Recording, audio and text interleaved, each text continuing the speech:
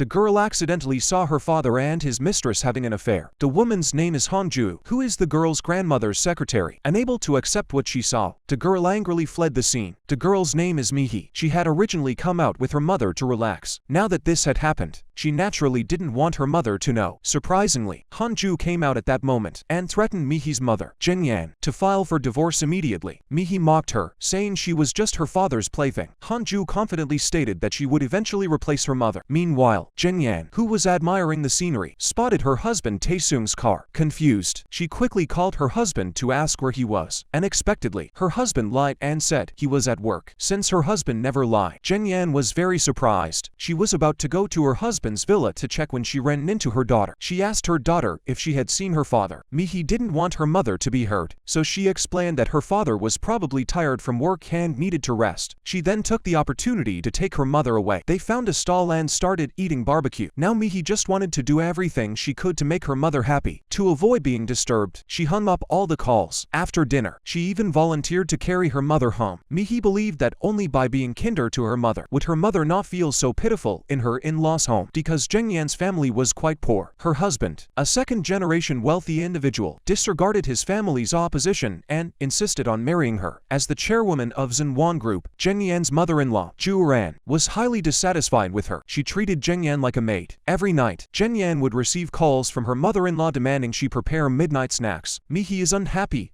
powerless to do anything about it. One day, the mother-in-law discovers that the food was not prepared by Zhengyan and becomes very upset. She then instructs her to cook for the family herself from now on. Zhengyan immediately agrees and says she will go and prepare the meal again. Faced with her mother-in-law's harsh treatment, no one dares to speak up for Zhengyan. It is clear that they are all accustomed to this kind of treatment. Mihi and her father could only watch helplessly as their mother was bullied. On the day of the gallery's opening ceremony, the family was preparing to cut the ribbon. Suddenly, the mother-in-law stopped them. She ordered her son to bring Zhengyan over, since it was her first time attending such an event. Zhengyan looked very nervous. She could only stand cautiously beside her mother-in-law and ask if there was anything wrong. Her mother-in-law said that she should attend such events more often in the future. Zhengyan didn't know that her mother-in-law was setting her up. Then, Zhu Ran deliberately gave the position of gallery director, which her two daughters had been fighting over, to Zhengyan.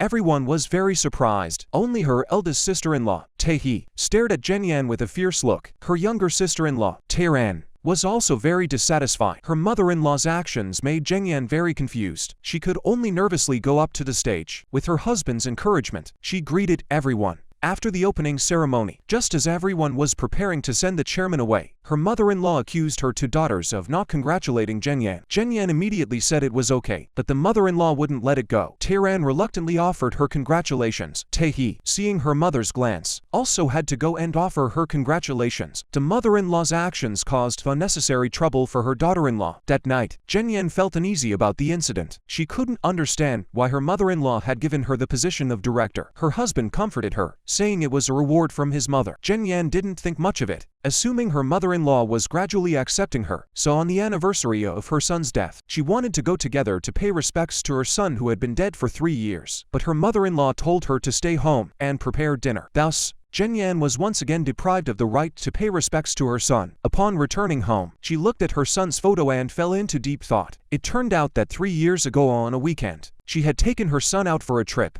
But at an intersection, she realized the brakes had failed. The car collided with an oncoming truck. Her son was severely injured. By the time he was taken to the hospital, he had already died. When her mother-in-law and husband arrived, they were devastated. Zhengyan held her son's body and cried hysterically. From then on, her mother-in-law never allowed her to visit her son's grave. She believed Zhengyan had caused the death of the family's future heir. Zhengyan, unable to bear the pain of missing her son, returned to the cemetery. She couldn't let her mother-in-law's objections stop her from seeing her son. Zhu Ran, seeing her daughter-in-law defying her, immediately tried to drive her away. Facing her mother-in-law's accusations, Zhengyan tearfully admitted that she was also heartbroken. Now, she lives every day consumed by hatred and self-blame. Hearing her daughter-in-law's confession, Zhu Ran shows no sympathy and only explains that if it weren't for Mihi, she would have kicked her out long ago. She then leaves angrily. Taesung watches from the side, feeling a little heartbroken, but helpless, because he dares not disobey his mother. He can only comfort his wife. In Jengyan's heart, her husband may not be able to stand up for her, but he has always been a good husband and father, since Mihi saw her father betray her mother. The next day she found her father and exposed the truth. She angrily accused her father of shameful behavior, and then left in anger. That day, Juran found her granddaughter and arranged a marriage for her. Although Mihi was still a minor, Juran demanded that she prepare for the engagement immediately. But Mihi didn't want to get married so soon. She could only beg her grandmother to cancel the decision. After listening, Juran said that she didn't have to marry if she didn't want to, but she had to pay a price. That price was to kick her mother out of the house. After hearing this, Mihi had no choice but to compromise. When Jengyan found out that his daughter was about to get engaged, he began preparing the engagement dress for her. After all, a dress made by his own hands had a special meaning. However, when she brought the dress to her mother-in-law for approval, Secretary Hanju immediately said she would give Mihi a dress made by a famous designer abroad. The mother-in-law praised it highly. She then ordered the housekeeper to throw away the dress Jengyan had made. She believed it was shameful for her granddaughter to wear such a dress to an engagement. Jengyan begged her mother-in-law not to throw away the dress. Juran ignored her and ordered her eldest daughter, Taehi, to take care of Mihi's dress. The public humiliation left Jengyan feeling humiliated. Later, Hanju hypocritically came to Jengyan to apologize. She praised Jengyan for being a very kind person. Jengyan had no interest in chatting with her, and returned to her sewing room in a sad mood. Surprisingly, the housekeeper had not thrown away the dress she had made. Mihi was feeling very depressed. When she returned home, she saw her mother sleeping in the sewing room. At that moment, she remembered what her grandmother had said. If she did not agree to the marriage, her mother would be forced to leave the family. This was the last thing Mihi wanted to see, but she was unwilling to marry just like that. After much consideration, she covered her mother with a blanket, took the wedding dress her mother had prepared for her, and left on a long journey. The news that the family's granddaughter was to be engaged at such a young age attracted a large number of reporters. Although Mihi had not returned home all night, she still arrived at the scene early. For her mother's sake, she still wore the dress Hanju had given her. At that moment, Hanju arrived with flowers to congratulate Jengyan, but Mihi didn't want to see her. Hanju, seeing this, left politely, because there were too many guests. Jengyan was urged to go to the hall to help. Just as she was about to leave, Mihi suddenly called her mother and expressed her feelings. Jengyan didn't realize that her daughter was saying goodbye to her. Mihi threw away the bouquet Hanju had given her. She then got into the car that had been waiting for her and fled. Because Mihi didn't show up, her family was very worried. In the end, the engagement had to be cancelled prematurely. Juran was furious that her granddaughter dared to elope. Because of Mihi's actions, the family's reputation had been tarnished. Taehi mocked her niece, saying she must have run off with her lover. Only Taeran suspected that something might have happened to Mihi. Could she have encountered trouble outside? Hearing this, Jengyan lost her composure. She begged her husband to send someone out to find her. But before her daughter-in-law could finish speaking, Juran interrupted her. She ordered everyone not to spread the news, to avoid damaging the company's reputation. Not only did she refuse to send anyone out to search, the entire family acted as if nothing had happened, eating and chatting as usual. Only Jengyan was frantic with worry. Mihi had been missing for nearly 10 days, and Jengyan was on the verge of breaking down. As a mother, she dared not sleep or eat. The in-laws saw everything but pretended not to notice. The mother-in-law even ordered Jengyan to serve at the table. Jengyan had no choice but to obey. Seeing his wife's emotional state, her husband not only failed to comfort her, but also scolded her for acting this way in front of the family. He then dragged Jengyan into the room. Jengyan begged her husband to keep it a secret from her mother-in-law and go report it to the police. Otherwise, if something happened to their daughter, it would be too late. Little did she know that her words were overheard by her mother-in-law outside the door. Seeing her daughter-in-law dare to disobey her orders, Juran immediately stormed into the room and humiliated Jengyan. She believed that Jengyan should learn to keep her mouth shut like a dead person. Now she dared to call the police behind her back. She then ordered Jengyan to get out of the house. Jengyan begged her mother-in-law to save Mihi. The mother-in-law angrily slapped Jengyan across the face. No matter how much Jengyan begged, the mother-in-law remained unmoved. Just then, the phone suddenly rang. Jengyan answered and found out it was her daughter calling, but she only managed to say, "Mom, I love you," before a mysterious man hurried her to hang up. Jengyan panicked and called back immediately, but the call went straight to voicemail. Jengyan realized that her daughter must have encountered trouble. She urgently reminded her husband to send someone to find her, but Taehi believed that his niece was just dating a boyfriend. Jengyan felt something something was wrong. During the call, she had noticed that Mi-hee's voice was trembling. Seeing her daughter-in-law's constant excuses, the mother-in-law flew into a rage. She ordered her son to take Zheng Yan to the hospital for treatment, believing that she was both mentally and physically unwell. Hearing this, Zheng Yan completely broke down. Her mother-in-law's lack of understanding and domineering attitude left her unconscious. Watching his wife being taken to the hospital because of their daughter, Tae-soon no longer wanted to obey his mother's orders. He reminded his mother that this matter must be handled by the police. But Ju-ran was only concerned about the company's reputation. She completely disregarded her granddaughter's safety. She warned her son not to call the police without her permission. Then she kicked her son out of the office. Lying in the hospital, Zheng Yan was still worried about her daughter's situation, so she escaped from the hospital when her mother-in-law wasn't watching. She hurriedly took a taxi to the police station, but before she could enter the station, she was stopped by men sent by her husband. He told his wife that he already had a way to find their daughter. Hearing this, Zheng Yan finally relaxed and did not call the police, but as soon as she arrived home, she was subjected to a humiliating scolding by her mother-in-law. Just as she felt utterly despairing, she received another call from the kidnappers. The kidnappers ordered her to bring 30 billion won to a designated location that afternoon to redeem her daughter. They also warned Zheng Yan that if she dared to call the police, they would kill her daughter. Zheng Yan was completely terrified. She hurriedly drove to her husband's company, but upon thinking about how her husband didn't believe her, she had no choice but to seek help from her ex-boyfriend, Jun-hoo, who was a police officer. Now only he could help her find Mi-hee. Following Jun-hoo's advice, Zheng Yan brought a listening device and took the ransom money to the amusement park. However, Zheng Yan didn't know that her husband had already secretly called the police. Zheng Yan followed the kidnappers' instructions and arrived at an abandoned building. Sure enough, she saw her daughter there. She rushed forward to touch her but was startled. Her husband, who had arrived, comforted her and told her to stay calm. When they saw that it was a dummy on the ground, they realized they had been tricked by the kidnappers. The police eventually found the kidnappers' address based on clues and surveillance footage. However, when they arrived, the kidnappers had already escaped. Fortunately, Jun-hoo was waiting outside and blocked the kidnappers' escape route. A chase ensued. Zheng Yan received the news and rushed over as well. When she saw Jun-hoo chasing the kidnappers, she immediately came to help. She grabbed the kidnapper, trying to make him reveal Mi-hee's whereabouts, but the kidnapper broke free and fled. However, Zheng Yan did not give up and continued chasing the kidnapper to a nearby shopping mall. Ultimately, she took a shortcut and caught the kidnapper. Despite being beaten relentlessly by the kidnappers, she refused to let go of them. Eventually, the kidnappers were apprehended. Surprisingly, after interrogation, it was revealed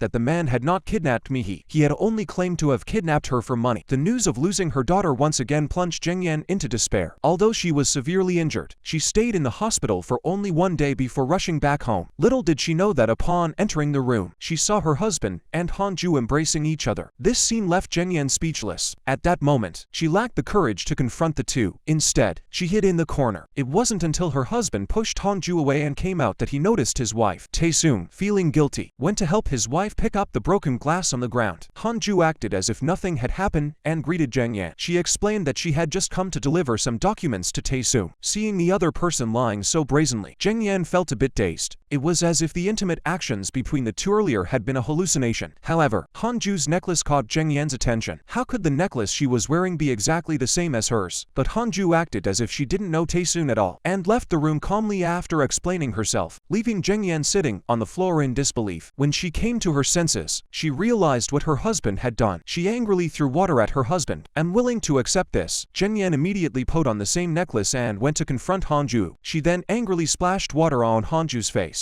and scolded her for meddling in her husband's affairs. But Han-ju shamelessly claimed that she and Tae-soon were in love. Zheng Yan warned her not to cross the line, or else she would face the consequences. Zheng Yan's firm attitude forced Han-ju to back down, but Han-ju refused to give in easily. She swore to drive Zheng Yan away and become Tae-soon's wife. Just then, Tae-ran suddenly found Han-ju and beat her up. He blamed her for seducing his brother. By the time Zheng Yan arrived, both of them were injured. More and more employees gathered around to watch the commotion. Seeing their sister-in-law there, Tae-ran hurriedly ordered her to fire Han-ju. However, Zheng Yan was merely a powerless director at the company. Her authority didn't even match Han-ju's, so she could only drag Tae-ran away quickly. Unfortunately, this scene was witnessed by her mother-in-law. The three were terrified and could only submit to criticism. Tae-ran quickly explained the situation to her mother, but Ju-ran refused to listen, but instead blamed Zheng Yan and slapped her without warning, claiming that the director should be punished for her her subordinate's mistake. The false accusation forced Zhengyan to apologize to her mother-in-law. However, Zhu showed no intention of blaming Hanju. She only reminded her to work hard. After all, Hanju was still the company's cash cow. Zhengyan was just a maid in the family. Seeing her mother-in-law's completely different treatment, Zhengyan could only endure it silently. Taesung learned about today's events from his sister's text message. Not wanting his wife to be bullied by his mother anymore, he had no choice but to find his mother and beg her to respect Zhengyan and let her become a true daughter-in-law of the family. Who would have thought that Zhu would scold her son, saying he had no right to demand such a thing from her? Zhengyan encountered Junho at the front door. The two met by the roadside to discuss Mihi's disappearance. The next day, Zhengyan searched through the trash bin in the bathroom. She didn't hesitate to touch the filthy contents. She did this to find nanny clues about her daughter, because Mihi had been missing for over 20 days with no word. Therefore, Zhengyan would not overlook any clue if it was a place where Mihi had been, even if it was a dirty and smelly toilet. She was willing to search there. She even thought of posting missing person flyers on the street. Fortunately, Taeran joined her in the search. However, Taehi strongly opposed the idea. When she saw Zhengyan distributing flyers, she immediately pulled her aside and stated that her mother had explicitly instructed her to keep Mihi's disappearance a secret. If distributing flyers damaged the company's image, she would be punished. She then threw the flyers out of Zhengyan's hands. Zhengyan said that as long as she could find her daughter, she was willing to do anything. Seeing Zhengyan's firm stance, Taehi was helpless. Since she couldn't stop her, she could only notify her mother to handle it. Soon, the mother-in-law learned about Zhengyan distributing flyers. She immediately sent her assistant to bring Zhengyan back. The purpose was to prevent her from revealing the granddaughter's disappearance. She ordered that Zhengyan be locked in a room. She was not allowed to leave without permission. Seeing that her mother-in-law intended to imprison her, Zhengyan could only comply. But unexpectedly, even her phone was confiscated by the nanny. Thus, Zhengyan was locked in a room for the entire afternoon. As time ticked away, she suddenly remembered her daughter's favorite music group. There was a performance tonight, and perhaps she could find some clues at the venue. Zhengyan rushed to the door and started banging on it, trying to get the nanny's attention. However, the nanny outside pretended not to hear her. Only Taeran heard the commotion and came up with a plan. She then stole the nanny's keys and opened the door for Zhengyan. This is how Zhengyan managed to escape the room. Unfortunately, the nanny noticed her. She quickly called the bodyguards to chase after her. Just as Zhengyan was about to be caught, Junho had been waiting at the door for some time. At that moment, Taesung happened to return and saw the scene. He immediately drove after them. It wasn't until they reached an alley that they found the two of them. It turned out that his wife and a group of police officers were investigating their daughter's case. The police had asked Taesung and Zhengyan not to show themselves for the time being, so the couple could only watch from below the stage. But they didn't know that their missing daughter was actually on her way there. Moreover, Mihi had already been targeted by the bad guys. Mihi, who had been missing for more than 20 days, finally appeared today. She silently stared at her boyfriend performing on stage with tears in her eyes. She had promised him that she would definitely come on the day of his performance, but unexpectedly, after the performance ended, her boyfriend suddenly took off his disguise. Unexpectedly, he was Taehi's stepson, Ji-ho. He did this to find his missing girlfriend. Mihi had once said she would never miss any of his performances. Soon, Ji-ho spotted Mihi. He hurried after her. At that moment, Zhengyan and her husband also noticed their daughter. Mihi desperately called out to her parents for help. Zhengyan rushed over. Unfortunately, by the time they caught up, the kidnappers had already taken Mihi away. Although the police were lying in wait nearby and gave chase, the cunning kidnappers had already drugged Mihi and secretly driven the car back to the crime scene. Because the most dangerous place is the safest place, so this attempt to rescue Mihi also failed. Zhengyan stayed at the police station, crying uncontrollably. This time, the couple was even more certain that their daughter had been kidnapped. The police had narrowed down the suspect to Taehi's stepson, Ji-ho. This was because Ji-ho had been hiding his identity and was close to Mihi. Therefore, he was the most likely suspect. However, at that moment, Ji-ho revealed his secret with Mihi. He confessed that he and Mihi had always been in love. Since they knew they couldn't be together, they could only keep their feelings hidden in their hearts. As for why Mihi went missing, Ji-ho had no idea either. The reason he organized the concert was to lure Mihi out. Taesung, who was standing outside, was shocked to hear this. He never expected his brother-in-law's son to be in love with his daughter. Although Ji-ho was the son of his brother-in-law and his ex-wife, they were still cousins. In fact, his brother-in-law Sangmin had known about this all along, but as a father, he couldn't stop them, because Zhengyan had disobeyed her mother-in-law and run away. When she returned home, she was scolded harshly by her mother-in-law. Taesung immediately defended his wife. Seeing his son dare to defy him, Juran could only leave the living room in anger. Since parting with their daughter at the bar, they had no news of the child. Just as the couple was feeling desperate, the kidnappers called again, telling her that a large refrigerated truck from Xinhuang Group would pass by in 5 minutes. Inside was proof that Mihi was still alive. life. Upon hearing this, the couple rushed to the door. Zhenyan desperately tried to stop the large truck in front of her. Taesoon saw this and quickly pulled his wife back. Zhenyan told her husband that there was proof that their daughter was still alive inside the truck. The two then opened the door and began searching. Soon, they found a photo of Mihi. The kidnappers called again. They demanded that Zhenyan prepare 50 billion won in cash. As long as she had the money ready, Mihi would be returned safely. The kidnappers hung up the phone in a hurry. At that moment, Zhenyan hadn't even asked for the meeting location and lost contact again. Desperate, she broke down emotionally. The amount the kidnappers demanded was simply too large. Taesoon could only turn to his mother for help. However, Ju-ran refused. She said the kidnappers might not release Mihi. Hearing his mother say this, Taesoon was helpless. Zhenyan, upon hearing this, pleaded with her mother-in-law for help again. But her mother-in-law told Zhenyan and Taesoon to divorce. She said that if Zhenyan was willing to sign the divorce agreement, she would give Zhenyan 50 billion won in alimony. This would also solve her current crisis. Actually, before her daughter returned, Zhenyan didn't want to give up this marriage. But now, for Mihi's sake, she had no choice but to do this. Ju-ran immediately notified her subordinates to prepare the cash. Meanwhile, unaware of the situation, Taesoon desperately tried to raise the ransom money. He had no choice but to beg his sister for help, stating that as long as she helps him gather 50 billion in cash, he is willing to give her half of the company's shares. However, Taehi has long harbored resentment toward her brother. She tells him that he can have the 50 billion, but he must kneel before her. Seeing her sister humiliate him in this way, Taesoon has no choice but to comply. Just as he was about to kneel, Zhenyan suddenly calls. It turned out that she had already raised the ransom money for her daughter. Taehi never expected her mother to help her brother again, but she didn't know that this money was obtained by Zhenyan sacrificing her marriage. With the ransom money in hand, the couple prepared to leave that night. However, the kidnappers instructed that only Zhenyan should go alone. Therefore, Taesoon had no choice but to give up accompanying her. Thus, Zhenyan set off for the destination with 50 billion won in cash. She arrived at a desolate grassy area. However, when she arrived as instructed, she was suddenly attacked and her mouth was covered. When Zhenyan came to her senses, she realized that the attacker was Junho. Unable to trust Zhenyan to go alone, Junho had secretly given her a tracking device. On the way, Zhenyan received a call from the kidnappers. They told her to throw away the tracking device on her body and get rid of the police following her. In order to save her daughter's life, Zhenyan had no choice but to obey their orders. After some struggle, she finally managed to shake off Junho. Soon, Zhenyan arrived at an abandoned building with the cash and took it to the 5th floor as agreed by the kidnappers. When Zhenyan completed all the tasks, the kidnappers called again, telling her to throw the money down from the building. With no other choice, Zhenyan threw the cash from the 5th floor. However, after picking up the money, the kidnappers did not keep their promise. Realizing something was wrong, Zhenyan chased after them. Unfortunately, she accidentally fell down the stairs and fell into a coma because Zhenyan suddenly changed her route. No one could find her. The kidnappers, having received the ransom, had no intention of releasing Mihi. They took the money and tried to escape the mountain with Mihi. Mihi, in an attempt to free herself from the ropes, deceived the kidnappers into believing she wouldn't escape. Once her plan succeeded, she seized the opportunity to hit the kidnappers with a stone and quickly fled the scene. At that moment, Zhenyan, who had been unconscious for a long time, seemed to hear her daughter's cries and woke up. She dragged her weak body around, searching for Mihi. Sure enough, she heard her daughter's cries for help outside an abandoned house. It turned out that Mihi had escaped but was captured again by the kidnappers. They tied her up in the car while no one was looking. Zhenyan, seeing her daughter, rushed over in a panic. She finally spotted Mihi's skirt by the river. Overcome with longing, Zhenyan began to hallucinate. She mistook the skirt for Mihi and walked toward the river without noticing the danger. Just as she was about to fall into the water, her husband pulled her back. Everyone's attention was focused on Zhenyan. They didn't notice Mihi behind them, who was desperately trying to get help. Zhenyan was in agony looking at her daughter's photo. Little did she know that the mastermind behind Mihi's kidnapping was Taehi and her husband. What made Zhenyan even more devastated was that her husband had also betrayed her marriage. Moreover, Hanju had come to their door with their two children. She told Ju-ran that the child in front of her was her grandson, and that he was the child she had with Taesoon. So Hanju hoped that the chairman would give her a proper identity, so that the child could have a complete family. Ju-ran didn't fully believe Hanju's words, and only ordered her to hand over the paternity test. When Zhenyan saw Hanju suddenly show up with the child, she immediately suspected that her husband was involved.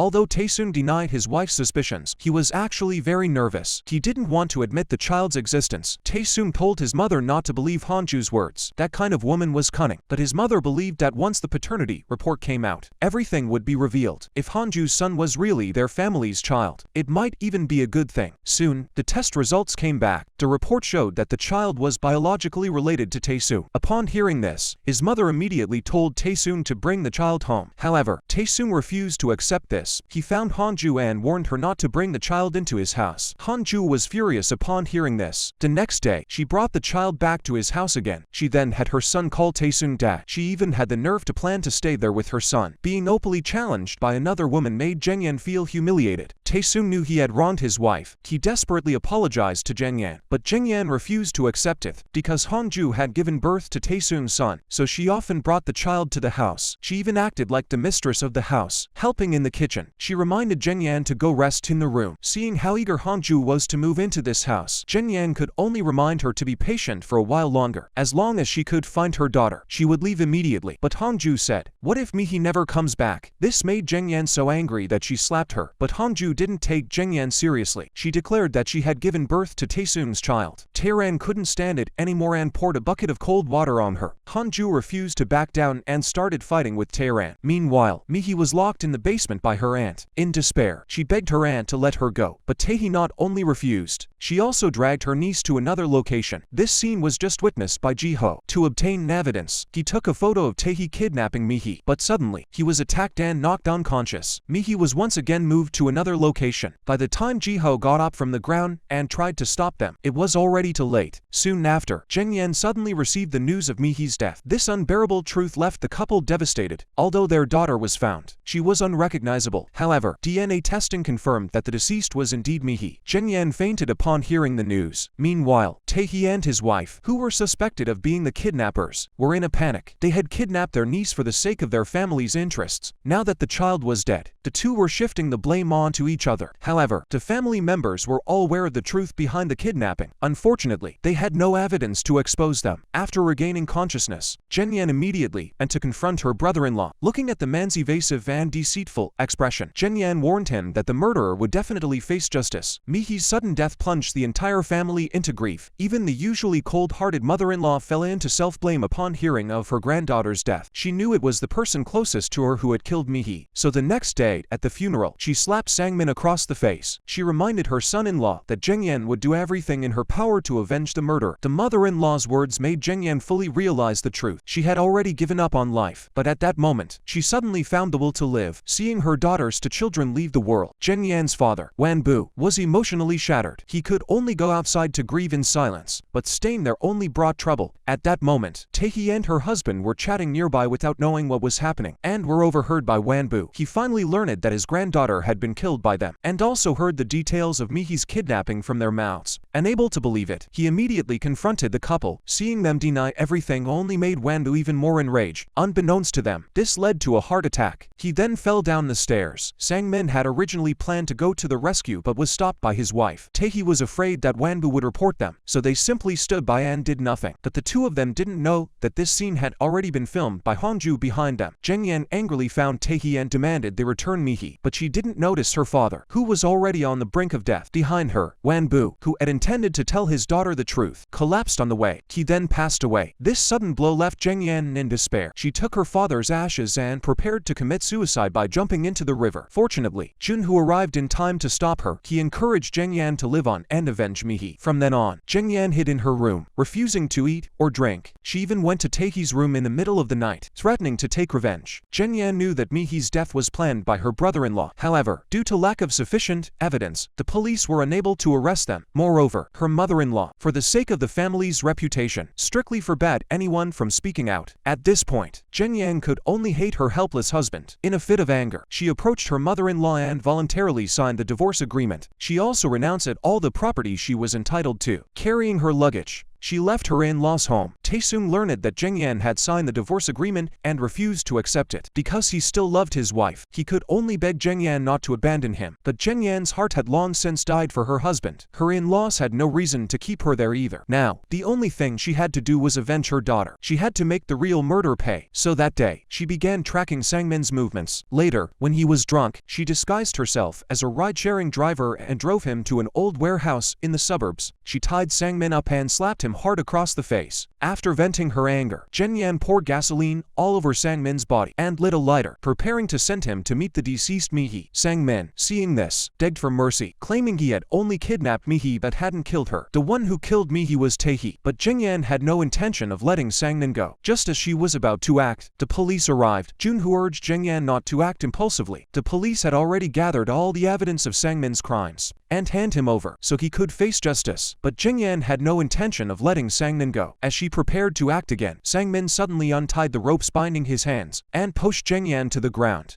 Zheng Yan, enraged by Sangmin's escape, grabbed her by the throat with all his strength, intending to kill her. Soon, Zheng Yan was choked unconscious by Sangmin. Then, the warehouse exploded. When the police and Taesung rushed inside, there was no one inside. The two of them had disappeared. In fact, Sangmin and Zheng Yan had been secretly kidnapped by Taehi. This was because Taehi had discovered her husband's confession video in his office. At that moment, how could Taehi allow her husband's betrayal? So she sent someone to drag her husband out of the warehouse and kill him on the spot. Sangmin rushed toward his wife, but accidentally fell off the cliff. This scene was witnessed by Zheng Yan, who had just escaped from Taehi's man. She never expected to see Taehi kill her own husband. She believed that Mihi must have died at Taehi's hands. At that moment, Zheng Yan realized how terrifying Taehi truly was. She tried to push her toward the cliff, but Zheng Yan was choked by Taehi's subordinate and couldn't move. Fortunately, she bit the man and managed to escape. When she ran to the road and sought help from an approaching car, Zheng Yan realized that the driver was none other than Taehi, who had come to kill her. At that moment, Zheng Yan knew she couldn't escape. Without hesitation, she charged toward the oncoming car. At the last moment, Taehi dodged Zheng Yan, but unexpectedly, Zheng Yan was struck by one of Taehi's men driving the car. After confirming Zheng Yan's death, the two quickly fled the scene. Then a mysterious person appeared beside Zheng Yan. From that day on, Zheng Yan completely vanished from the human world. With no other choice, the family had to hold a funeral for Zheng Yan and Sangmin. However, Taesung firmly believed that his wife was still alive. He was furious that his family had held a funeral. Moreover, he knew deep down that Zheng Yan's death was closely connected to Taehi. Perhaps his brother-in-law had also died at her hands. Suddenly, his younger brother exposed the truth. This enraged Taehi. Taehi's temper shocked Juran, who was standing nearby. After angrily warning her family, she left alone. Since his wife's disappearance, Taesung had no interest in managing the company. He knew that Zheng Yan was not dead. He had to find her. Little did he know that Taehi took advantage of the situation to seize control of the company and deliberately transferred 30% of her shares to Chairman Bai, so that he would recommend her for the position of company president. With Chairman Bai's support, even Juran was forced to step down and could only watch helplessly as her daughter took the position of president. Now without any competitors, Taehi could rest easy. 2 years passed in the blink of an eye. Taehi, who had seized control of the company, was thriving, but she never expected that Zheng Yan, who had been missing for 2 years, would suddenly reappear. Now,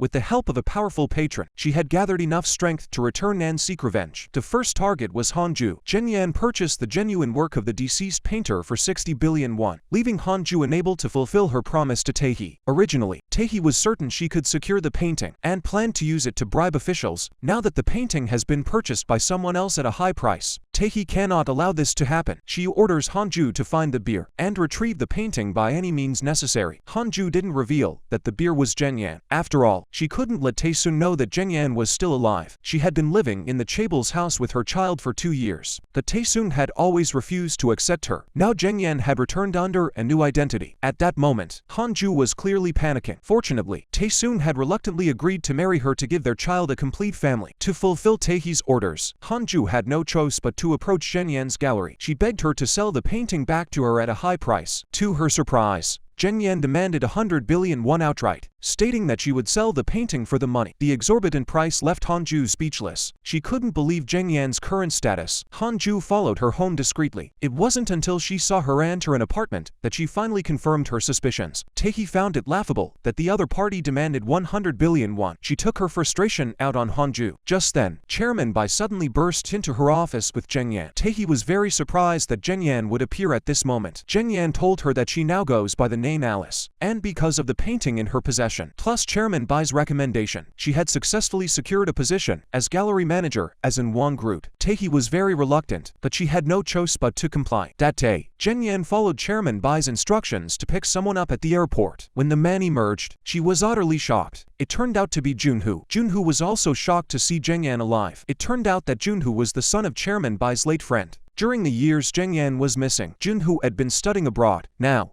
the two of them were working for Chairman Bai at the same company, and their common goal was to take down Zhenwang Group. That day, Taesoon came to the company and saw his wife, who had been missing for 2 years. But to his surprise, Zheng acted as if she didn't recognize him. Taesoon couldn't accept it and chased after her. He couldn't understand why his wife was acting this way, but Zheng was filled with hatred toward Taesoon. She doesn't want any connection with Taesoon. That night, Taesoon drinks heavily due to his ex-wife's coldness. Afterward, he unconsciously finds himself at Zhengyan's doorstep. At that moment, he discovers that Zhengyan is with Junhoo. To make Taesoon let go of his feelings, Zhengyan takes the opportunity to pull Junhoo in for a kiss. After being interrupted by Taesoon, Zhengyan pulled Junhoo into the room. Taesoon rushed forward, shouting Zhengyan's name. Seeing that he couldn't stop it, he could only lead helplessly. Since Zhengyan returned, Hanju has been living in anxiety because she discovered that Taesoon's heart had begun to waver. What if Taesoon suddenly called off the engagement? So, to prevent Zhengyan from appearing at the company, Hanju deliberately told Zhengyan a secret she had hidden for 2 years. To make Zhengyan and Taehi fight and get kicked out of the group, she then took out a USB drive fan claimed it contained the entire process of Zhengyan's father's death. Zhengyan took the USB drive Hanju gave her. At that moment, Zhengyan realized that her father's death was also connected to Taehi. The consecutive blows made Zhengyan take out her anger on Hanju. She demanded to know why Hanju didn't call an ambulance, but only thought to record the incident. What was the difference between that and what Taehi had done? Before Hanju could defend herself, Zhengyan slapped her again. Hanju had intended to drive a wedge between Zhengyan and Taehi, but she never expected her actions would backfire on her. Upon learning the truth, Zhengyan angrily confronted Taehi. She grabbed her by the throat. However, this was merely Zhengyan's fantasy. After all, now is not the time to deal with Taehi, so Zhengyan deliberately posted the video Hanju had given her online. She wanted everyone to see Taehi's ugly face. Ever since Junhoo and Zhengyan reunited, he had hoped that Zhengyan would reconsider their relationship. After all, they had once been deeply in love and had been forced apart. But Zhengyan was now consumed by thoughts of revenge. She has no interest in dating Junhoo. Rejected, Junhoo goes to a bar to drown his sorrows in alcohol. Little does he know that he runs into Taehi there. Taehi immediately hatches a plan. She orders her subordinates to slip a sleeping potion into Junhoo's drink. Soon after drinking the cocktail, Junhoo falls into a deep sleep.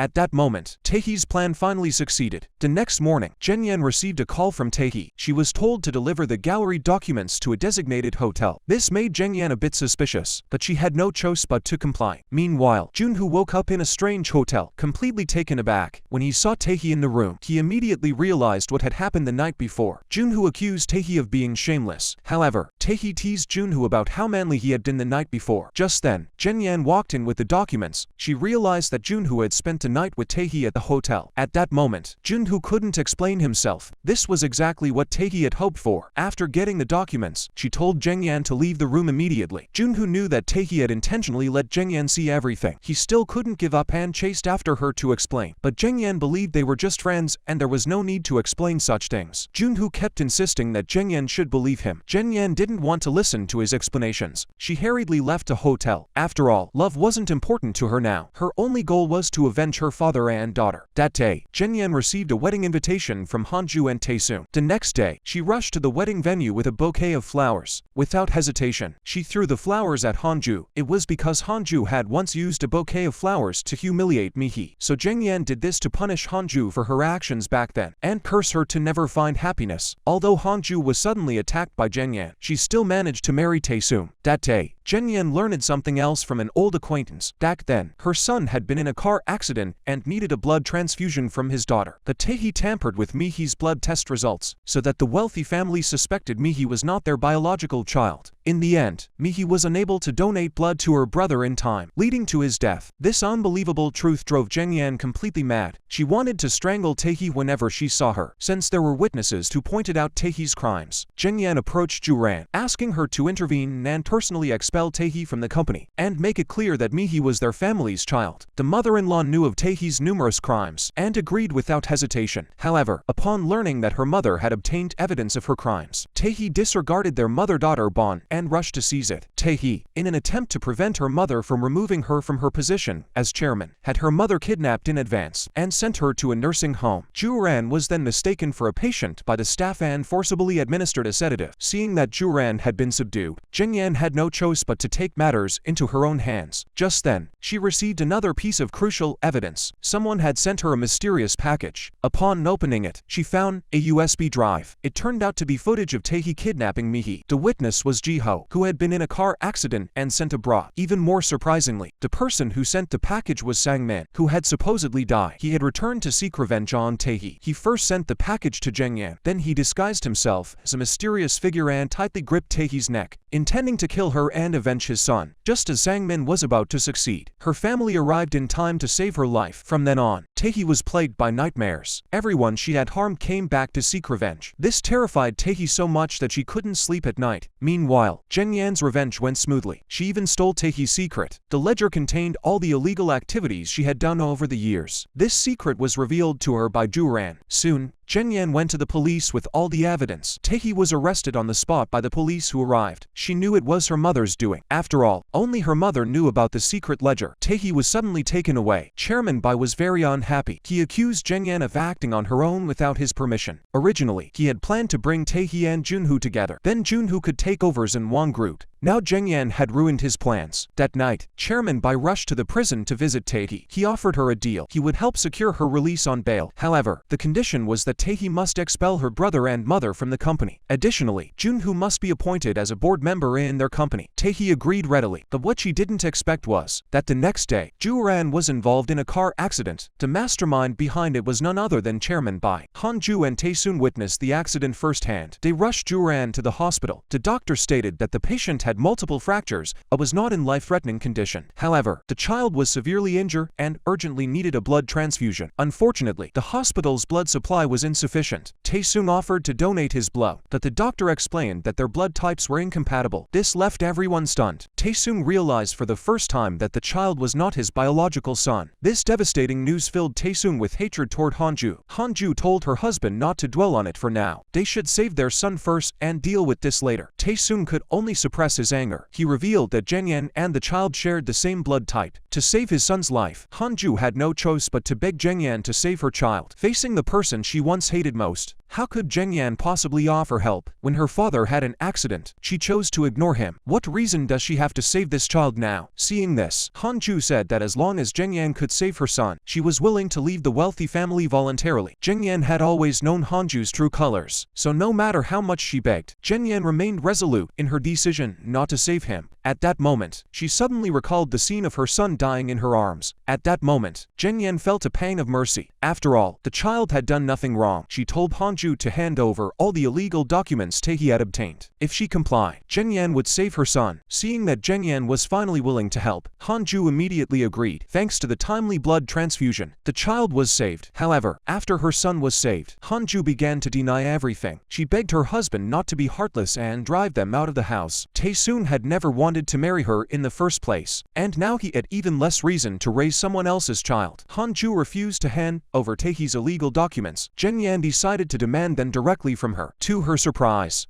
Han-ju refused to hand them over for various reasons. Enraged, Jeng-yan grabbed her bag and threw it at her. She demanded that Han-ju bring the documents to the office by tomorrow morning. At that moment, Han-ju had no idea what to do. After a night of deliberation, she decided to approach Tae-hee to discuss the matter. To her shock, Tae-hee poured a cup of water over her. She declared that Han-ju, a lowly woman, had no right to negotiate with her. She warned her that if she dared to hand over the illegal documents, she would kill her. Even though her son wasn't Tae-soon's biological child, she had to leave the in-laws house. Hearing this, Han-ju was completely enraged. She said she would hand over all the illegal documents to Jeng-yan. Han-ju, who had been provoked, actually took out the secret documents. She had planned to give them to Zheng Yan, but she forgot that the safe contained a camera, and all her actions were witnessed by Taehi. The ruthless woman would never let her secretary off so easily, so she took advantage of the moment when Hanju was meeting with Zheng Yan, and lured Hanju's young child, who was still in kindergarten, out of the house. Only by doing this could Hanju be prevented from acting rashly. Upon learning that her son was in Taehi's hands, Hanju dared not hand over the documents. After all, she couldn't risk her child's life. Zheng Yan was furious at not getting the USB drive, but she understood the helplessness of a mother. Little did she know that just moments after she left, she witnessed Hanju's brutal murder. It turned out that Taehi was behind it all. Zheng Yan immediately called for emergency services. Taehi thought that pushing Hanju off the building would get her the USB drive, but to her surprise, the USB drive had vanished into thin air. With no other option, she fled the scene. Zheng Yan desperately urged Hanju to hold on. With her last breath, Hanju secretly slipped the USB drive into Zheng Yan's bag. By the time Taesoon rushed to the hospital, Hanju had already passed away. Although Taesoon didn't love her, he still felt sad for Hanju. Taesoon asked the police what had happened. The police said it was clearly not an accident, and that it was highly likely to be murder. Hearing this, Taesoon immediately suspected someone. He rushed to the company to confront Taehi. To his surprise, Taehi framed Zheng Yan for Hanju's death. However, Taesoon didn't believe it, because before Hanju died, she had only seen Zheng Yan and Taehi had already sent someone to secretly delete the surveillance footage of her appearance. Only the final footage of Zheng Yan and Hanju remained. Therefore, the police identified Zheng Yan as the suspect based on the surveillance footage, and arrested him and took him to prison for trial. Upon hearing this, Taesoon was helpless with frustration. Junho couldn't bear to see Zheng Yan suffering in prison. He secretly decided to rescue Zheng Yan. The only way to do this was to agree to marry Taehi immediately, because only by doing so, Taehi would agree to spare Zheng Yan. Suddenly, the man Zheng Yan had always wanted was within her grasp. Taehi rushed to the prison to show off to Zheng Yan. Sure enough, the next day, Zheng Yan was released due to lack of evidence. When Junho heard the news, he could only go to fulfill his promise, so he hurried to the church to hold the engagement ceremony with Taehi. Seeing her fiancé arrive as promised, Taehi was very satisfied. Although the place Junho chose was rather shabby, she still found it romantic. Just as they were exchanging rings, Zheng Yan arrived in time to stop them. She reminded Junho not to sacrifice his happiness for her. Now that she had sufficient evidence to deal with Taehi, she tried to pull Junho away, but at that moment, they noticed that Taesoon had already appeared behind them. The scene of the four of them standing together was extremely awkward. Taesoon saw that Zheng Yan still cared about Junho as much as she did back then, so he could only choose to bless the two of them. After all, it was he who had torn apart the couple who loved each other back then. Because of Taesoon's interference, Taehi couldn't stop them from leaving. This made Taehi hate her despicable younger brother even more. That day, Juran suddenly invited Zheng Yan to her house. She told her to become the president of Xinhuan Group. With her abilities, she could deal with Chairman Bai. Once everything was successful, she would return the position to Taesoon. Zheng Yan knew her mother-in-law was using her to help her son rise to power, but for revenge, having power was a good thing, so she naturally agreed immediately. Soon, with the support of the two chairmen, Zheng Yan finally took the CEO position. Overnight, she went from an ordinary person to a powerful leader. That day, Tiran rushed to tell his brother that their mother was missing. Because Juran suffered from Alzheimer's disease and often couldn't find her way home, so they could only search for her using the location. After searching the mall for a while, they couldn't find her.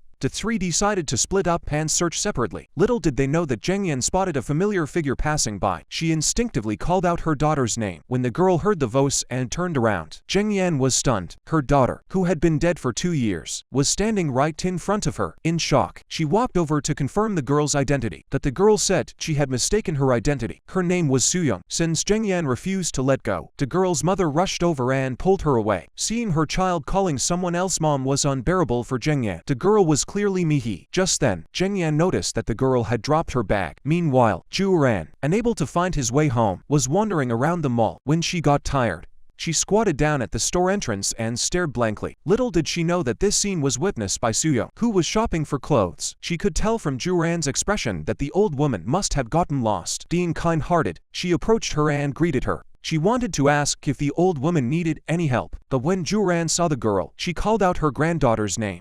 It turned out that her beloved Mihi was still alive. Excited, Juran hugged her granddaughter and asked her where she had been for the past 2 years. At this moment, Soo-young thought that the old woman was sick and didn't pay much attention to what they were saying. She then helped Juran call her family. Tae-soon answered the phone and heard his daughter's voice. Out of a father's instinct, he called out, "Mihi." He found out his mother's location from the phone and rushed over. Thanks to the help of a kind stranger, he quickly found his mother. But to Tae-soon's surprise, the person who helped him was a middle-aged woman. The person who answered the phone was a young girl. At that moment, Tae-soon was clearly disappointed. It turned out that Soo-young had been called to the store by her mother to fetch something, so the task of taking care of the elderly woman fell to the woman. Actually, Soo-young was Chairman Bai's granddaughter, who had been raised abroad. This time, she had returned to celebrate her grandfather's 70th birthday. Chairman Bai also doted on Soo-young. Because he and Tae-hee were business partners, he had brought his granddaughter back to introduce her to Tae-hee. However, when Tae-hee saw Soo-young, he was shocked beyond belief. Denise she had kidnapped and killed 2 years ago was still alive. Unable to believe it, she immediately questioned her relationship with Chairman Bai. Soo-young responded that such a statement was very impolite. At that moment, Tae-hee could only try to calm herself by drinking water. Unwilling to give up, she began asking Soo-young if she had ever been in an accident or suffered a head injury in the past. Chairman Bai explained that none of those things had happened. Although it was clear from their conversation that the girl in front of them was not Mihi, Tae-hee still couldn't trust her because she hadn't seen her niece's body with her own eyes. After Mihi disappeared in the basement where she was kidnapped, she had found an unidentified body to replace her, so Tae-hee asked her lawyer to investigate Soo-young's identity. Ever since Jeng-yan found the bag Soo-young left behind last time, she had been determined to see that girl again. After much effort, she finally obtained Soo-young's phone number. Upon learning that they could meet, she rushed over eagerly. Because Soo-young and Mihi looked so much alike, Jeng-yang anxiously asked her if she had ever suffered a head injury. The answer was no. However, based on numerous characteristics, Jeng-yan believed that Soo-young was her daughter. Soo-young angrily left the scene, but Jeng-yan, unwilling to give up, chased after her again. She repeatedly helped her recall events from her childhood. But no matter how much Jeng-yan said, Soo-young had no memories at all. At that moment, she began to feel a pang of sympathy for the woman in front of her. Perhaps it was because she missed her own child so much that she acted impulsively. Unfortunately, Soo-young had always known herself as Soo-young, so she shook off Jeng-yan's grasp and hurriedly left. At this point, Jeng-yan remained convinced that the girl was Mihi. 2 years ago, something must have happened to cause her amnesia. Just as Jeng-yan was firmly convinced of her theory, her secretary informed her that Mihi might still be alive. After hearing this, Jeng-yan was certain that Soo-young was her daughter. Furious, she immediately sought out Tae-hee to settle the score. It was because she had brought a fake corpse to impersonate Mihi that she had believed her daughter had passed away. She cursed Tae-hee, saying she would never have a good ending. Tae-soon, who was unaware of the situation, finally learned of his sister's actions. Ju-ran, upon hearing this, flew into a rage at Tae-hee. But Tae-hee showed no signs of remorse. She believed that her mother was solely responsible for her current state. Jeng-yan, knowing that her daughter was still alive, rushed to find Chairman Bai. She wanted to learn the truth about Soo-young's identity from him, but Chairman Bai refused to explain. Soo-young was his most beloved granddaughter. No one else should even think about taking her away. Seeing that he couldn't get the answers he wanted from Chairman Bai, Junho decided to use another method. The next day, he invited Soo-young out. He revealed everything that had happened to Mihi, but Soo-young didn't want to hear about Mihi's past. She only exchanged a few words with Junho before leaving in a hurry. In fact, Junho had arranged to meet Soo-young in order to obtain the cup she had drunk from. Only by doing so could he conduct a paternity test. Soon, Junho received the blood test results from a hospital. However, to everyone's surprise, the results showed that they were not father and daughter. Soo-young was not their biological daughter. This was unbearable for Jeng-yan and Tae-soon. They believed the test results had been tampered with. In order to maintain contact with their daughter, Jeng-yan called Soo-young again to arrange another meeting. However, Chairman Bai refused to allow it, so he went in place of his granddaughter to meet with Jeng-yan. He reminded her that she shouldn't keep contacting Soo-young. Jeng-yan, furious, accused Chairman Bai of hiding her daughter. Now he was even switching the paternity test results, but Chairman Bai denied everything. He warned Jeng-yan that his granddaughter had no connection to their family. Since Soo-young appeared in public, Sang-min, who had narrowly escaped death, also learned about this. He specifically went to meet the girl who looked exactly like Mihi. Under his reminder, Soo-young seemed to remember something. Meanwhile, Tae secretly helped Soo-yeon obtain a paternity report. It showed that she was indeed his niece, so she took the report to Chairman Bai that same day, and asked him suspiciously why he had secretly taken Mi-hee away, and now claimed her as his granddaughter. Seeing that he couldn't hide the truth, Chairman Bai revealed his plan, and admitted that the paternity test Junho had done was indeed switched by him. As for Mi-hee losing her memory, it was because she fell off a cliff. Back then, after learning that Mi-hee had been kidnapped, he sent his subordinates to search for her, but when they found her, she was already on the brink of death, so Chairman Bai immediately took her abroad for treatment. Mi-hee, who had been diagnosed as brain dead, suddenly regained consciousness last year. In fact, Chairman Bai saved Mi-hee because he wanted to use her to take down Xinwan Group, since the CEO position at Xinwan had been taken by Zheng Yan. Tae sided with Chairman Bai to oppose her own company. They used the amnesiac Mi-hee as an assistant. Seeing their daughter being manipulated by villains, Zheng Yan and Tae-sung were both shocked and furious. What was even more infuriating was that even Sangmin had become Chairman Bai's subordinate. They had all become partners to bring down Xinwan Group. Zheng Yan knew their true intentions,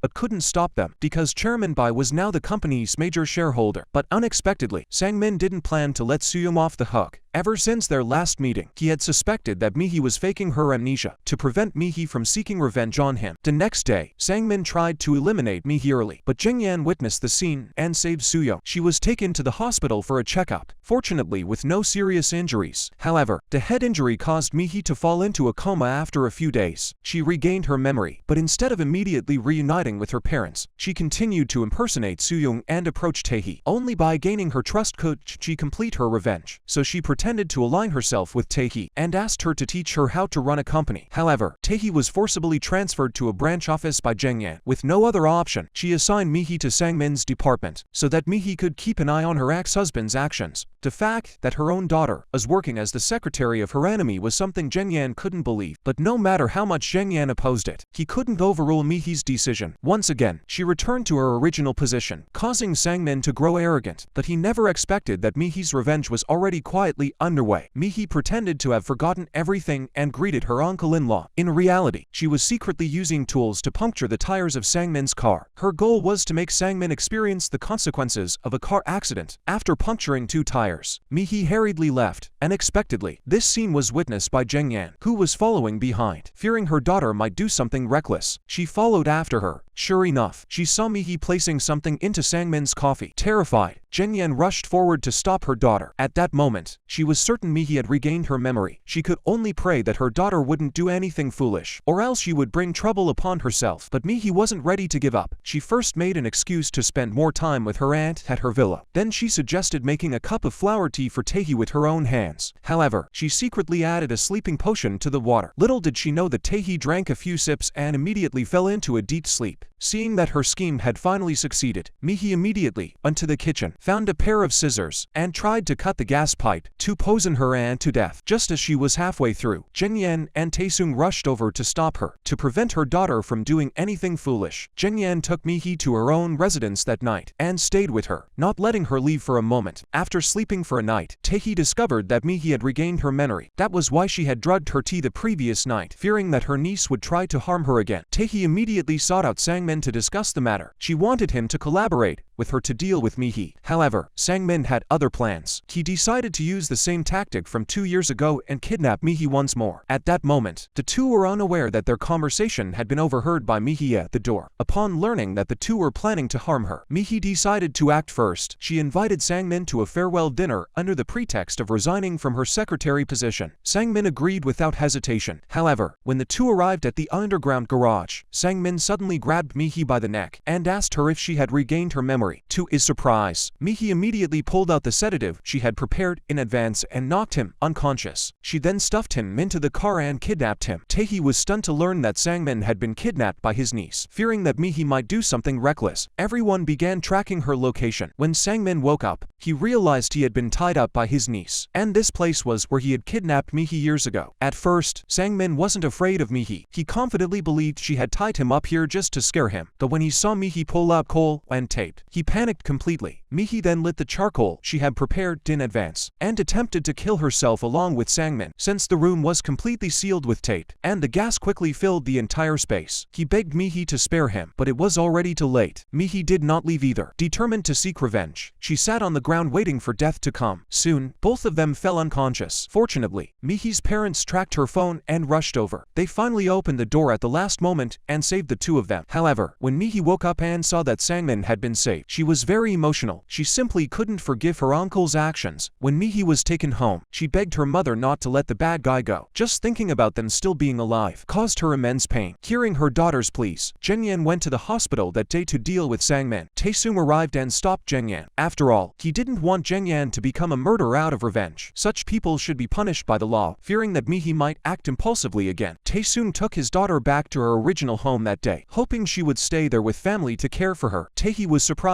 to see her niece moving back home and reminded her mother not to take Mihi in. Juran, though suffering from Alzheimer's with fluctuating symptoms, still knew clearly who the real villains were. Meanwhile, Mihi has been plagued by nightmares every night since her kidnapping. She keeps dreaming that her aunt is telling her to disappear from the world. Unconsciously, Mihi finds herself in Taehi's room. She stares at Taehi on the bed with a vicious glare. Taehi wakes up from her sleep as if sensing something. Seeing this, Mihi grabs her aunt's neck, swearing to take her life that night. Fortunately, Taehi's daughter, Yuri, saw this and screamed. This alerted the rest of the family, who rushed over and pulled Mihi away. Although she never succeeded, Mihi's actions caught the family's attention. That night, Taesung sent his daughter to Zhengyan's place. Both of them realized that Mihi was ill. After a night of commotion, Mihi was still in a daze. At this moment, Zhengyan no longer thought about revenge. If things continued like this, they would lose their daughter again. In order to help Mihi forget her pain and start over, Zhengyan found Juran and begged her to let her take the child away. Only by living in a new environment would Mihi have the will to live. At first, Juran did not agree to let her granddaughter live abroad, but for Mihi's Saki, she had no choice but to follow Zhengyan's plan. Mihi, who was unwilling to let go of her hatred, finally agreed to go abroad after her mother's persuasion. On the eve of their departure, the entire family gathered for a meal. Taehi, seeing that the mother and daughter were leaving for abroad, felt deeply resentful because she was about to face imprisonment. She couldn't bear the thought of Zhengyan taking Mihi abroad. That night, she had someone tamper with Zhengyan's car to ensure everything went smoothly. She also bribed a truck driver to collide with Zhengyan's car. At that moment, Taehi didn't realize her words had been overheard by her daughter behind her, not wanting her aunt and cousin to come to harm. The kind-hearted Yuri immediately notified her uncle and they rushed over in a car. Soon, Taesung caught up with Zhengyan. In order to stop the car in front of him, Taesung quickly overtook it and tried to force her to stop. Fortunately, Zhengyan's car finally stopped. Just as everyone was breathing a sigh of relief, they didn't expect the real danger to come. The truck driver who had been bribed by Taehi mistook Taesung's car for Zhengyan's and crashed into it head-on. Yuri died on the spot. Taesung managed to survive, but fell into a coma. Unable to accept what had happened, Taehi lost control of her emotions. She showed no remorse and blamed Zhengyan for everything. The next day, at Yuri's funeral, Taehi lashed out at Zhengyan, who had come to mourn. She claimed that Mihi and Taesung were the ones who deserved to die. Seeing that Taehi had learned nothing from her actions, Zhengyan told her that it was all her own doing. It was her own wickedness that had caused Yuri to take her mother's place and suffer the punishment. This hit Taehi where it hurt, plunging her into self-reproach. So she knelt before her daughter's altar and confessed her sins. At that moment, Juran felt the pain of losing a child. She hoped Taehi would let go of everything and turn herself in. But Taehi, having lost her daughter, showed no signs of repentance.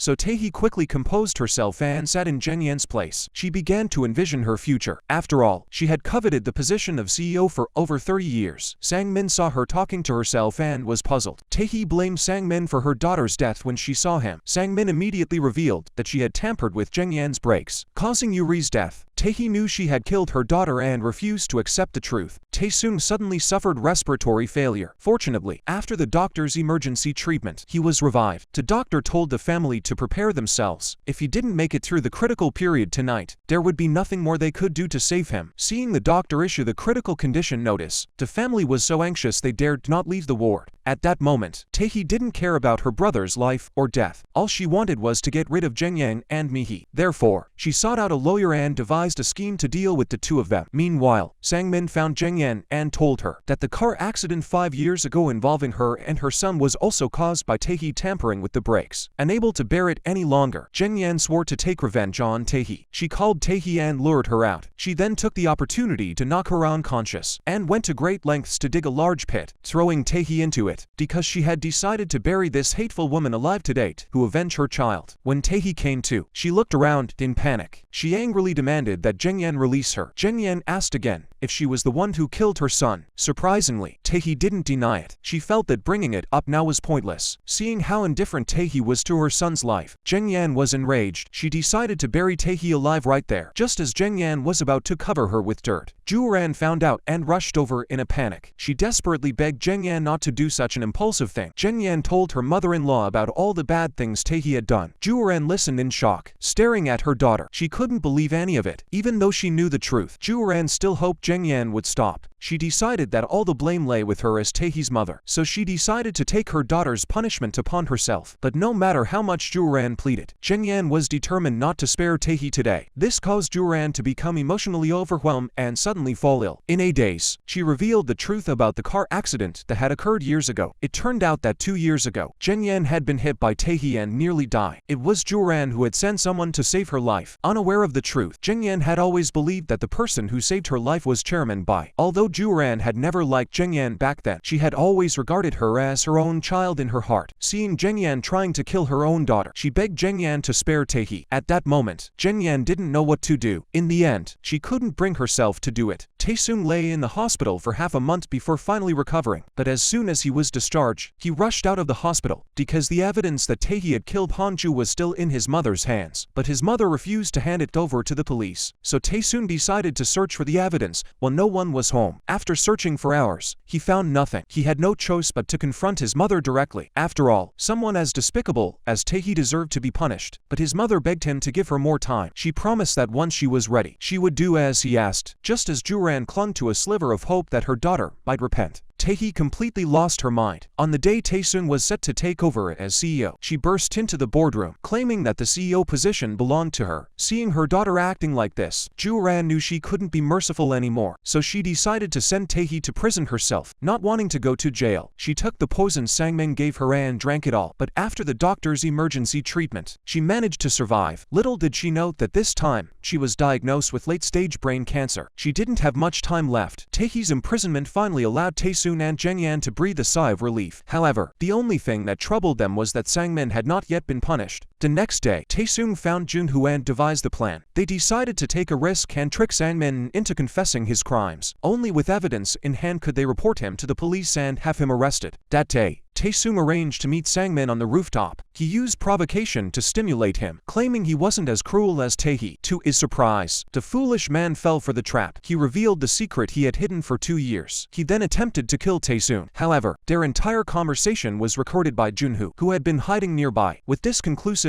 evidence, Sangmin couldn't deny it. He was also arrested. At this point, Sangmin knew he couldn't escape the law, so he called Taehi from his cell, saying that everything was over. He didn't want to live a life of hurting others anymore. He then entrusted Jiho to Taehi. After saying that, he drank a bottle of poison and ended his life. Upon learning that Sangmin had died like this, Taehi actually shed tears. Once, she had desperately wanted Sangmin to disappear from this world, but now that he was truly gone, she felt a pang of regret. Since Taehi had been diagnosed with a mental illness at the hospital, the court could only release her without charges. After regaining her freedom, she immediately returned to her parents' home, where she had always lived. She then called Zhengyan into the room, intending to settle things once and for all that day. Since she didn't have much time left, she decided to take Zhengyan with her. Saying this, she picked up the gasoline and poured it all over the room. Just as Taehi was about to act, Mihi burst in. Startled, Zhengyan hurriedly told her daughter to leave. At that moment, Taehi suddenly mistook Mihi for Yuri. After hearing Mihi's words of persuasion, Taehi obediently turned off the lighter. But when she came to her senses, she found that Yuri was gone again, because Taehi's mental illness was recurrent. Taesung had no choice but to rush her to the hospital and have her locked up. It wasn't until Junho told Zheng Yan's family about Taehee's condition that they learned about her illness. Although Zheng Yan deeply hated Taehee's actions, upon learning that she had little time left, she felt an inexplicable sense of regret. Confined in the psychiatric hospital, Taehee was tormented by her illness every day. At that moment, she knew she couldn't hold on much longer, so she took advantage of the nurse's absence and secretly escaped from the hospital. She then went to her daughter and nephew's gravesite to repent. Due to her mental confusion, she seemed to see Yuri again. Thus, Taehee passed away in her daughter's arms as she closed her eyes. A year passed. Junho, who had always loved Zheng Yan, eventually decided to go abroad. He knew that Zheng Yan's heart was now with Taesoon. Since that was the case, he decided to let them be together. Zheng Yan and Taesoon eventually chose to remarry. The son left behind by Hongju was also raised by the couple as their own. They not only have a daughter, but now also have a son. The strong-willed mother, suffering from dementia, insisted on moving into a care facility. Now, the responsibility of managing the household naturally fell into Zheng Yan's hands. As a result, everyone in the family gets along harmoniously. The film ends here. If you're interested, please like and follow us. See you next time.